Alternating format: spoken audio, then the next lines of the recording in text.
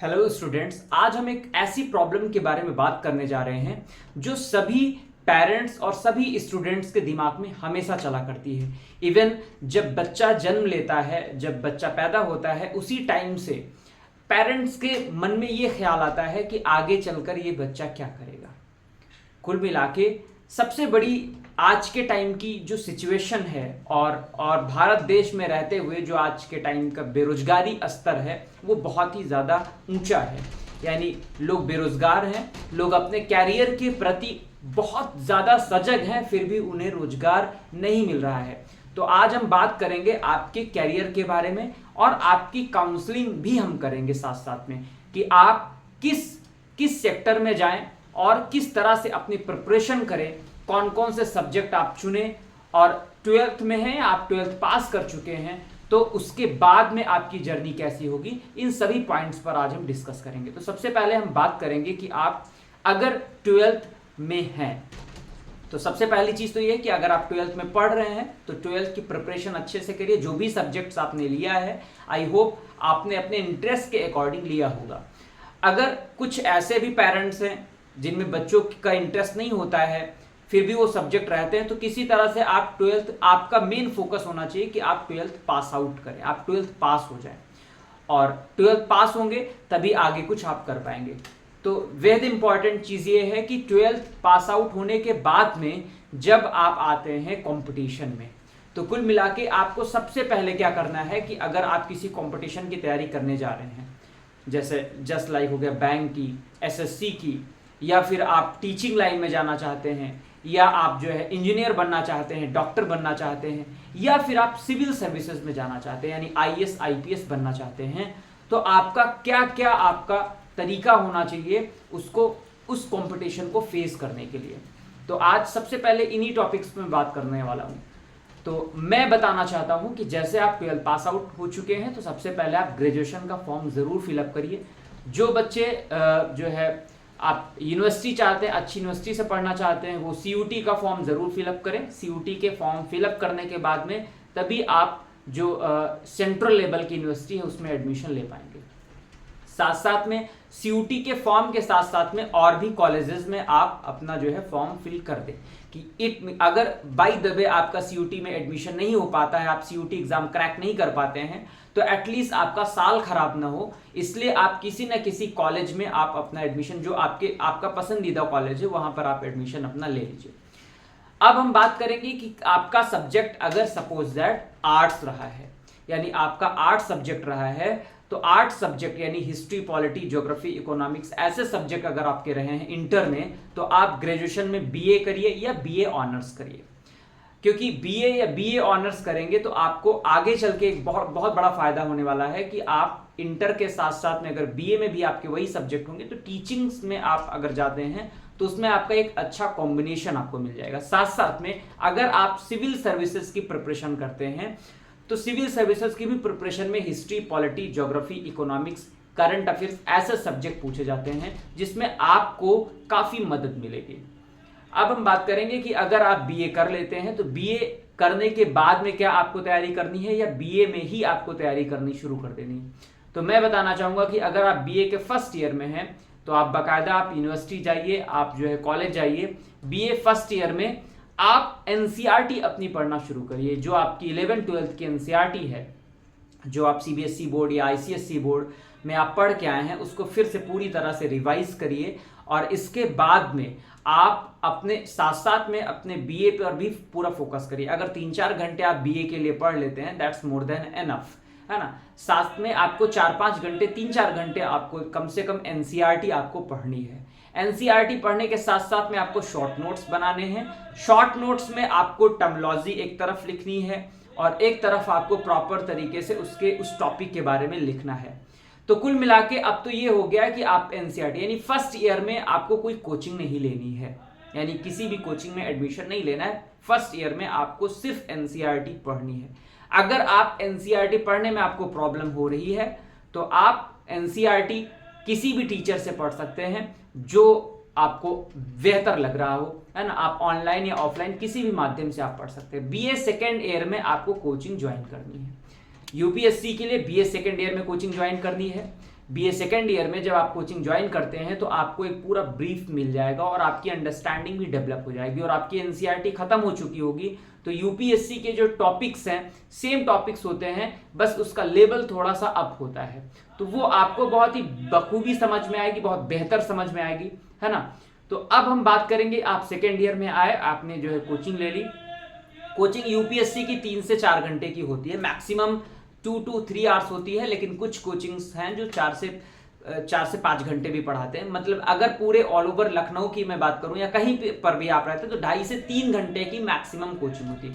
2.5-3 घंटे की कोचिंग करके 1 घंटे में उसको पूरा रिवाइज कर सकते हैं आप, यानी 4 घंटे आप कोचिंग और अपनी सेल्फ स्टडी पे दीजिए, बाकी 4 घंटे आप सेकेंड ईयर जो बीए सेकेंड ईयर आप पढ़ रहे हैं उस पर दीजिए। फिर उसके बाद में आपकी कोचिंग 18 महीने में यानी 18 मंथ्स में आपकी कंप्लीट हो जाएगी और आप थर्ड ईयर में आ जाएंगे। अब थर्ड ईयर में आपके पास में आपका थर्ड ईयर होते ही, है ना, आप मुझे लगता है कि आप 21 साल पूरे हो चुके होंगे जैसे आपका थर्ड ईयर कंप्लीट होगा। आप फर्स्ट अटेम्प्ट में आपकी तैयारी कंप्लीट हो चुकी होगी, सिर्फ आपको रिवीजन करना होगा और साथ साथ में जब आप थर्ड ईयर में आएंगे तो आप अपना ऑप्शनल सिलेक्ट कर लेंगे। यानी थर्ड ईयर में एडमिशन लेते ही आपको ऑप्शनल क्या लेना, ऑप्शनल क्या होता है, यूपीएससी में ऑप्शनल सब्जेक्ट होता है, यानी जो कई सारे ऑप्शनल है जिसमें ज्योग्राफी है, हिस्ट्री है, पॉलिटी है, एंथ्रोपोलॉजी है, ऐसे जो है सब्जेक्ट जो है ऑप्शनल लिए जाते हैं। लेकिन ज़्यादातर बेहतर सब्जेक्ट मैं आपको बताऊं तो पॉलिटिकल साइंस यानी इंटरनेशनल रिलेशन PSIR और जो है क्या बोलते हैं ज्योग्राफी, एंथ्रोपोलॉजी, इकोनॉमिक्स, ये इसका क्रोनोलॉजिकल ऑर्डर है। यानी इसमें नंबर बहुत अच्छे मिल जाते हैं क्योंकि ये आपका करंट अफेयर से रिलेट करता है। जो बच्चा हिंदी लेना चाहता है, हिंदी साहित्य भी अच्छा है लेकिन वो हिंदी माध्यम के लिए ज़्यादा बेहतर है, हिंदी माध्यम के बच्चों के लिए हिंदी साहित्य लेना ठीक है। इंग्लिश मीडियम में है, आप CBSE बोर्ड से पढ़े हैं, तो मैं तो कहूँगा कि आप पॉलिटिकल साइंस, ज्योग्राफी या हिस्ट्री तीनों में से कोई एक ऑप्शनल ले लीजिए। या एंथ्रोपोलॉजी बहुत अच्छा सब्जेक्ट है, एंथ्रोपोलॉजी भी बहुत अच्छा सब्जेक्ट है, आप एंथ्रोपोलॉजी ले सकते हैं सब्जेक्ट्स में। ये आपको ऑप्शनल में भी आपका रहेगा, प्रीलिम्स में भी आपको हेल्प करेगा, मेंस में जब आप लिखेंगे उसमें भी आपको ये सब्जेक्ट हेल्प करेगा। तो सबसे बड़ी चीज है कि आपने ऑप्शनल ले लेना है थर्ड ईयर में ही। ऑप्शनल खत्म होने के बाद में आपकी तैयारी पूरी हो चुकी होगी, आपको रिवीजन करना होगा। 21 ईयर्स एज में आप यूपीएससी का फॉर्म फिलअप कर सकते हैं और अगर आपने तैयारी बेहतर करी है, अच्छी कोचिंग से ली है, अच्छा गाइडेंस आपको मिला है, प्रॉपर आपने न्यूज़पेपर, आपको डेली पढ़ना है न्यूज़पेपर, एडिटोरियल्स उसके पढ़ने हैं, और अगर आप इतना सब कर लेते हैं तो आपका यूपीएससी फर्स्ट अटेम्प्ट में क्वालिफाई हो सकता है। अब यानी ये जो है 21 में अगर सपोज दैट नहीं हो पाती आपकी तैयारी तो आप फॉर्म फिलअप मत करिए, आप फॉर्म फिलअप मत करिए, आप 22 ईयर्स में फॉर्म फिलअप करिए। यानी आप एक और साल प्रॉपर ले लीजिए, अपनी तैयारी में एड ऑन करिए उसको, फिर से पूरा रिवीजन करिए, करंट अफेयर्स लगाइए, PYQs जो प्रीवियस ईयर पेपर्स हैं, जो 10 ईयर्स के प्रीवियस ईयर पेपर्स हैं उनको आप सॉल्व करिए, तब आपको उसकी डेप्थ भी समझ में आएगी। इस तरह से आपकी जब तैयारी कंप्लीट हो जाएगी तो आप फॉर्म 22 ईयर्स में फिल करके और आप अच्छी रणनीति के साथ में, अच्छी जो है अच्छे गाइडेंस के साथ में आप जो है क्रैक कर सकते हैं यूपीएससी। सपोज दैट आपका यूपीएससी में जाने का रुझान नहीं है, आपको हिस्ट्री, पॉलिटी, ज्योग्राफी ये सब्जेक्ट नहीं अच्छे लगते हैं, तो आप बैंकिंग की प्रिपरेशन कर सकते हैं। सेम यही प्रोसेस आप बैंकिंग के लिए कर सकते हैं, आप एसएससी की तैयारी कर सकते हैं। एसएससी बैंकिंग के लिए मैथमेटिक्स बहुत ज़रूरी है, मैथमेटिक्स और इंग्लिश आपकी बहुत स्ट्रांग होनी चाहिए। यानी अगर आपकी मैथमेटिक्स और इंग्लिश आपकी अच्छी है तभी आप बैंकिंग और एसएससी एग्जाम क्रैक कर पाएंगे। IITN तो सब जानते हैं कि 12th के बाद में आप IITN तभी बन सकते हैं जब आपकी ऑलरेडी 12th में मैथमेटिक्स हो और साथ साथ में आपकी जो है बहुत अच्छी पकड़ आपकी मजबूत हो मैथमेटिक्स पे, तभी आप IITN बन सकते हैं। नीट की प्रिपरेशन ऐसे करते हैं, अगर आपने जो है बायोलॉजी ली है इंटर में, आप नीट का फॉर्म फिलअप कर सकते हैं। अभी हाल ही में आपने देखा कि नीट में किस तरह से जो है बहुत बड़े लेवल पर स्कैम हुआ है, उसका पेपर लीक हुआ है, पेपर्स उसके डिस्ट्रीब्यूट हुए हैं। सिर्फ अभी तक इंडिया में यूपीएससी ही एक ऐसा एग्जाम है जो अभी तक लीक नहीं हुआ है, जो टाइम पर अपना पेपर कराता है, टाइम पर अपनी वैकेंसीज जो है वो जारी करता है और बहुत टाइमली उसका सिलेक्शन होता है। पोस्ट आप जानते ही हैं, आप जो है एक भारत की सबसे बड़ी जो प्रशासनिक सेवा उसमें आप जाते हैं। तो कुल मिला के मुझे लगता है कि अगर आपका सब्जेक्ट आर्ट्स रहा है इंटर में और आपको आर्ट्स में इंटरेस्ट है, हिस्ट्री, पॉलिटी, ज्योग्राफी, इकोनॉमिक्स में इंटरेस्ट है, आपको सोशल इशू में इंटरेस्ट है, आपको न्यूज़पेपर पढ़ना अच्छा लगता है, तो आपका वेलकम है यूपीएससी में। आप आइए, अपनी स्ट्रेटेजी अच्छी करके आप 18 मंथ्स में आप जो है यूपीएससी क्रैक कर सकते हैं। अगर कोई प्रॉब्लम आती है, अगर आपको मेरी गाइडेंस चाहिए, मैं यूपीएससी के लिए पिछले 6 साल से पढ़ा रहा हूं और ऑप्शनल भी पढ़ाता हूं, PSIR, political science and international relation.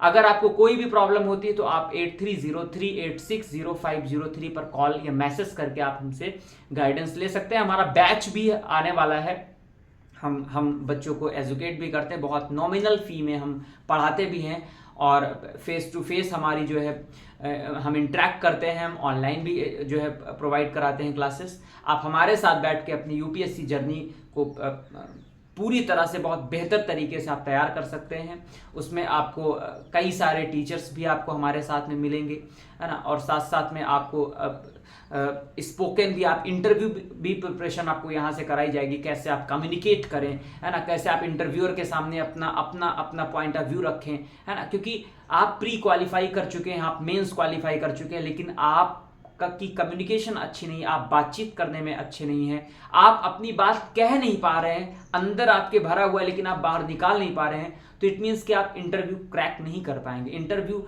275 यानी 275 नंबर का होता है और जो कि बहुत इंपॉर्टेंट रोल प्ले करता है। तो यूपीएससी में इंटरव्यू भी आपको प्रिपेयर कराया जाएगा यहाँ पर, और आप हमारे दिए गए नंबर पर कॉल इन मैसेज कर सकते हैं। ये हमारा व्हाट्सएप नंबर भी है।